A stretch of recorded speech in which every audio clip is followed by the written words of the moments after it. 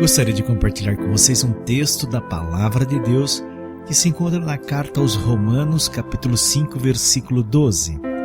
Diz assim o texto bíblico: Portanto, da mesma forma como o pecado entrou no mundo por um homem, e pelo pecado a morte, assim também a morte veio para todos os homens, porque todos pecaram. Não importa o quanto você é uma pessoa de fé e quanto acredita em sua salvação quando Jesus voltar. Eu tenho quase certeza que em algum momento da sua vida você já teve medo da morte. E isso não deve ser um motivo de vergonha, pois é natural querermos evitar a morte. Talvez você não saiba, mas Deus não nos criou para que um dia morrêssemos. Ele nos criou para que vivêssemos eternamente com Ele no paraíso.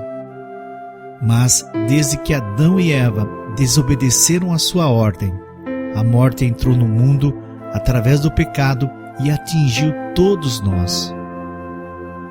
O mundo que conhecemos hoje está contaminado pelo pecado. Por isso, pode parecer estranho, mas devemos dar graças a Deus, porque um dia vamos morrer. Porque se isso não acontecesse, seríamos obrigados a viver nessa terra, cheia de injustiças, maldades e sofrimento por toda a eternidade. Eu sei que a ideia de deixarmos de viver nesse mundo mau traz algum conforto, mas isso não é suficiente para você perder o medo da morte.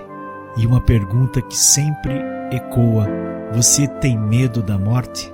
Você tem medo da sensação que pode sentir quando estiver morrendo? Ou o seu medo está relacionado ao modo como morrerá, seja por velhice, doenças, acidente ou outras coisas? Existem ainda pessoas que têm medo da morte por não querer se separar das pessoas que amam. Então eu espero que a partir de hoje você faça uma análise dos motivos que te levam a ter medo da morte. Pode ser que o medo não desapareça de um dia para o outro, mas a sua dedicação em fazer a vontade de Deus trará em breve a cura que você tanto busca, e você não terá mais medo da morte. Porque para aqueles que confiam no Senhor, a morte não é o fim, mas sim é o começo de uma nova vida ao lado do Senhor, nosso Deus, vivendo uma eternidade de paz, uma eternidade de alegria no céu de glória que o Senhor Deus preparou para aqueles que o amam e renunciaram às coisas deste mundo. O céu não é utopia, o céu é uma realidade, e o céu está preparado para aqueles que servem e amam a Deus. Que um dia nós possamos nos encontrar na glória eterna ao lado do Senhor, o nosso Salvador.